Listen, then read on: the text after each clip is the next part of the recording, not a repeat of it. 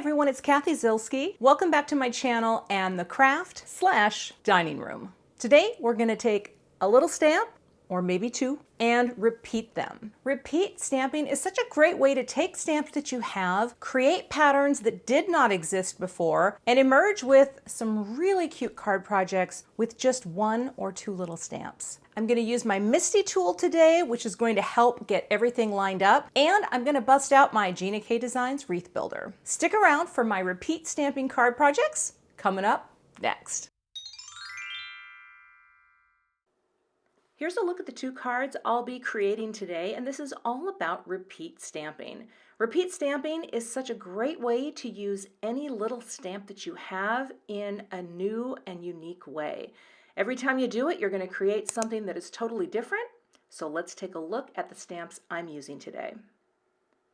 This is called Broken Arrow from Gina K Designs, and you can see all these pointy arrow shapes, right, with just a few greetings. I've pulled a rainbow of ink today from Gina K. I've got some Onyx black ink, some Versamark, and some gold powder, along with some of Gina's heavy base weight cardstock. Those are the basics, so let's get to stamping. I'm using a Misty tool today to help me do this repeat stamping. I also have the brand new My Sweet Petunia Misty ruler. Has a metal edge for trimming, but also this is a T-square designed for card makers. What? It's so great because it's small, right? And it helps you to line things up. So I'm positioning my first stamp on my panel of cardstock. And I'm starting low in my Misty so that I can move up and repeat my stamp in the same position but spaced apart. Starting out here with red hot ink, and I'll use my stamping pressure tool to give that ink a chance to transfer. Now here comes the process. Clean off the stamp, right? Wipe it down, but also make sure it's dry. So what I do when I'm repeat stamping is I'll kind of put my hand on it, or even sometimes my sleeve, so it's not damp. And then up 1/2 inch. Now it depends on your stamp how far you want to move, but now the idea here, of course, is the paper moves, but the stamp doesn't. So we are going to be able to stamp a perfectly straight and evenly lined up stamp on the paper. 1/2 inch up, magnet down, new ink color, and I'm just working in a rainbow order here. I thought this would be really fun and cheerful. But what's cool about this process is that when you repeat a stamp, you really do create a pattern that didn't exist before, right? And this is one stamp out of that whole sheet of stamps. So again, we're going up 1/2 inch. Now I put 2 magnets down here because I knew that my Jelly Bean Green, that pad was a little dry. It needs to be re-inked. So I wanted to make sure I got a good impression, and I wanted my paper to stay in place.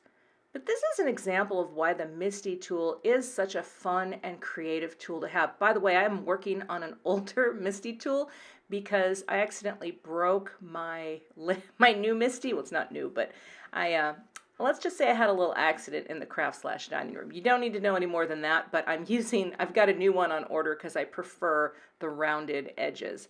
I've got a few Misties, friends. You know, I'm just going to say it. There's a few in the craft / dining room. All right, final color, and now that is my panel. I decided to take the word celebrate to kind of complete this pattern. So I'm going to stamp this with Versamark. I'm going to make sure my paper is positioned. I'm going to powder it up just in case that ink is a little dry. I don't want my powder to stick anywhere other than to where I am applying my Versamark. I'm going to stamp that down. I'm not using my tool, my pressure tool here, because I don't want to smush this delicate stamp too hard, so I'm just working my fingers across. I'll take the fine detail gold powder and sprinkle that on.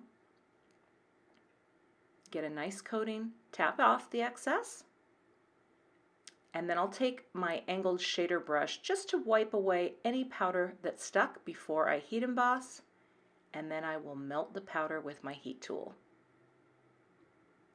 And isn't that pretty? Just a simple, shiny base to that pattern.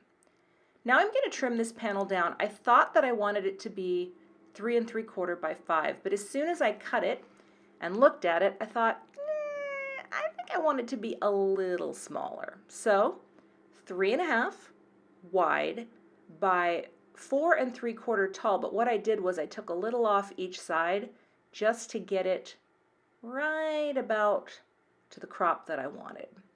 And that is the panel for my card.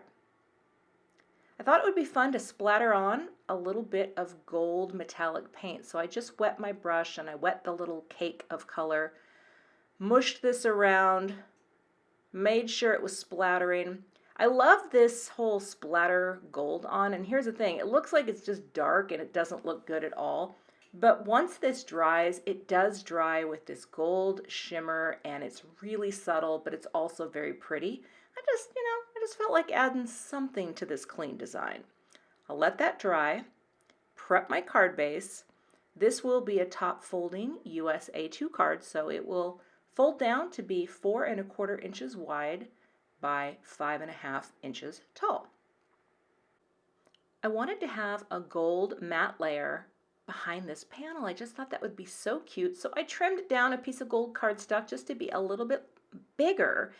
And then I cut the center out of the panel just so I can save that cardstock. Someone gave me a great tip on that. They said, Kathy, don't ever use the whole panel, right? Cut the center out, and it's going to turn out that I actually needed that center. So I'm adding some dot runner just around the edges because it doesn't need to be in the center because there is no center of my matte layer. And I'll just line that up right on the panel. Oh, so cute with that nice gold. I added some foam tape to the back of the panel, and then I'm popping that right up onto a white note card. Oh, and see, the light's not catching it, but I promise you, it's shimmery. It adds shimmery goodness.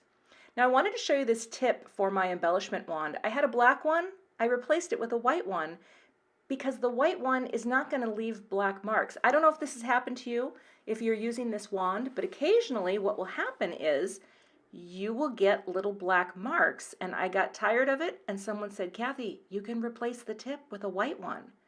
And the angels started singing. Okay, let's get on to the booping for a little more shine. Boop. Just thought that the sequins, well actually this is confetti style, right, would add just a little extra to this simple design. And I wanted 5, so I finished at the bottom with this little friend. Boop. And then I just skipped every other one of the pretty pattern. That is 1 stamp to create that card. Okay, 2 because of the word celebrate. But isn't that fun? Pattern stamping. I'm telling you, repeat those stamps. Let's move on. For card 2, I wanted to use my wreath builder. It's been a while. So I took a piece of black Onyx cardstock. I trimmed it down. This is the 3 3/4 size wreath builder. And I have the older wreath builder. I don't have the newer one. Gotta get that because I think it's got some bonuses. But I'm powdering up really well because I'm going to use Versamark for this. And you know, the powder, the embossing powder, really likes to stick to dark cardstock. So that's why you powder up really well. And here I am going to take this little stamp from the set and create a wreath, essentially. So we're working our way around. The thing that's nice about Versamark or any embossing ink that you have is it stays sticky for quite a while. So you can use a wreath builder and create patterns and take your time to get them right before you add your embossing powder because it's going to stay sticky, it's going to stay tacky. And so that's what I'm doing here. I'm starting and creating 1 layer, right? Just rotating one, it's not even a, what is it, a quarter turn? You just turn it once like that every time and stamp. It's actually kind of relaxing once you get into it, but the cool thing is you create something like a pattern or an image that just didn't exist before, and you're doing it with little stamps. Now, I'm bringing in 1 more stamp from the set. This is just the dots, and I'm going to do the same thing. I'm going to work my way around, and I'm not using my pressure tool here because I don't want to smush this down. I'm just doing a light little finger drag across the misty door to make sure that these dots are stamping exactly in the same uniformity every time. This is just another use for the Misty, which is just such a brilliant tool for creative stamping. And like I said, I have several of them. I have a lot of minis, but I actually switched over to mostly just using the original size because you can't use a wreath builder in a mini. Well, at least you can't use this wreath builder. And so I would recommend the larger original size Misty if you're looking to invest, and it is a worthwhile investment. I guarantee it will change your stamping. Now there we go. There's the gold powder. I'm taking another angled shader. I have two sizes of these angled shaders. Really nice just for getting in and getting close to your stamping to remove excess embossing powder. And now we melt. The beautiful process of watching that powder go from something that isn't shiny and fancy into something, well, that is shiny and fancy. Now you may be looking at this piece and thinking, but it's so chalky, Cathy. All that excess embossing powder. You just wipe it away. You wipe it away. Once your embossing has been set, you can wipe it away, even rub your fingers over the piece to lift it off. Now I'm going to cut another little matte layer here so that I have a nice shiny matte for this piece. And again, I'm just going, what is that, about an eighth larger on all sides? Yeah, that looks good.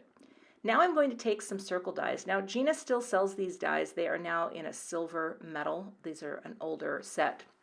But they're wonderful layering circles that are designed to work together. One is single stitched and one is double stitched in 3 different sizes. What I wanted to do was create a little shiny matte for the card and then use the inside, of course, for another matte for this part. I've got the congratulations lined up kind of how I want it on the panel. I'll powder this up again and just repeat the stamping process. I'm going to do this again in the Versamark. Just kind of walk my fingers across. Don't want to press too hard on that delicate greeting, but transfer the ink and then sprinkle on my gold powder. I love black and gold. It's just such a classy combo, very timeless. And I thought, well, this is going to look pretty timeless and classy. And that's all I've ever wanted. So we'll melt this powder again with the heat tool. And you can see all that extra embossing pre-powder that I put on there, but we're going to wipe it away. It's going to be okay. Wipe it away. I use my Swiffer cloth for a lot of things too, but even just running your fingers over it can do the trick. I'll tape this into place. This is the double stitch die, the smaller of the two. Run that through. And now I have my greeting stamped onto this little circle, and I will adhere that to the shiny gold circle. So I'll just take my dot runner again, coat the back of that stamped panel, line it right up on that gold base for a really pretty matte layer. Isn't that cute? Oh, love it. And then I'll do the same thing. I'll add dot runner to the back of my fancy stamped and repeated pattern panel. Say that 3 times fast. I'll put a little right next to the circle too, just to hold everything in securely, and line that up and press. It's just it's a shine fest. It's a gold shine fest. Isn't that fun? Oh, love it. I've got a piece of cardstock here. This measures 8.5 inches by 4 1/4 because we're going to score at 4 1/4 and just create a little square note card. So folding that down, and I will just pop this into a regular envelope. You can make a smaller envelope if you like, but you don't need to. You can always put a square card into a US A2 envelope. No big deal. I'm going to pop that down onto my white note card. Love the contrast on that. So fun. And then I'm going to pop this up as well. I'm adding a little liquid glue here just so that I have a bit of wiggle time so that that foam tape doesn't stick super hard, and I can just kind of make sure that I'm centered and wiggle a little bit. But look at the angle connecting congratulations with some of the dots. And then I thought it would be fun to create another intersecting line with confetti. So I just went across the other direction, the entire panel of the card. Boop, right? Just some little booping, getting that in, boop. But I really like this. I think it adds a repetition element from the dots that are part of my repeat stamped wreath, right? And it really completes the card design. So final one, and boop. And that's the finished card project. So that is the second card, all repeat stamping. I hope this inspires you to take a look at the stamps you have and how can you repeat things to create a design that just didn't exist before and really stretch your creative stamping legs. Thanks for watching. I will see you back here with another card project soon. Thanks so much for watching today. I would love to have you become a subscriber to my YouTube channel. And if you do subscribe, be sure to hit the gray bell below the video so that you don't miss the next time I post. Here are a couple other videos that you might be interested in watching. Thanks so much and have a great day.